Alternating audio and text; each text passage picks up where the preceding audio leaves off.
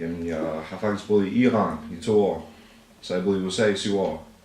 Og så efter det, så var jeg i Danmark, så jeg tror nok, jeg har i hvert fald været her i mindst 20 år. Okay.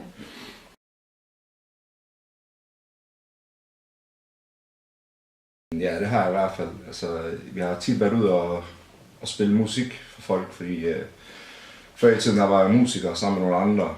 Og de dårlige oplevelser, de var for det meste ikke i Aarhus, eller i hvert fald de ikke i Aarhus længere, men mest i små byer uden for Aarhus, kan man sige. Fordi når man kommer ud til de der byer der, nogle gange bliver man velkommen med åben arm, og ej, hvor I sådan nogle søde mennesker, og det ene og det andet, og så det andet, ja, så møder man nogle folk, der er helt vildt åndssvage og ikke fatter noget, kommer ind, og så der er perker og skridt herfra, vi gider ikke se jer her, og vi har tit været ude for slåsmål, og vi har været ude og optræde.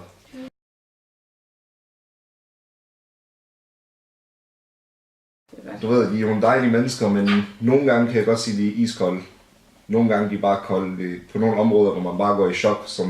Som udlænding, der opfatter man danskere som gode mennesker, og de har gang i alt muligt, har mange bolde i luften og så videre, men nogle gange de er så kolde på nogle punkter. Det er svært for mig at beskrive det, men dejlige mennesker, men nogle gange kolde.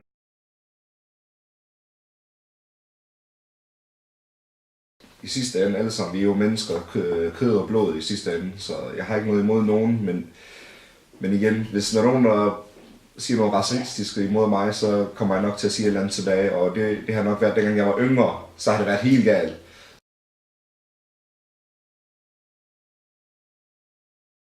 Fordom, det vil jeg nok sige, det er, når folk misforstår en, de ikke ved noget om noget, så er man bange for noget, så har man fordomme. Hvis der er en, der er 90 år gammel, og du giver dem en iPhone, så bliver det, hvad er det for noget? Så har de fordomme til iPhone, så er det lidt bange og så videre. Men når man ryger over til det der med racist, så er det lige pludselig had, der kommer ind i det. Så er det der, fuck jeg kan ikke tåle jer, hvad er I for nogle mennesker, I duer ikke til noget. Og når der er nogen, der får os til ikke føler, som I ikke duer til noget, så på en måde, de gør os til racist. Det vil sige, hvis du møder 10 udlændinge, og du får en dårlig indtryk af alle 10, så vil du også blive sur og sige, fuck dem, de duer ikke til noget. Men hvad med, hvis du møder 10 gode, og så møder du en dårlig, så tænker du, okay, de er faktisk gode nok, det var ham den ene der, han var sgu åndssvag.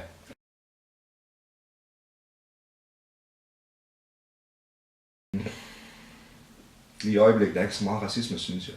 Altså det er meget skjult og lukket, og de folk, der viser sig frem, de er nemlig ikke fremme så tit. Altså det er ikke ligesom før i tiden, hvor det var det her skinheads.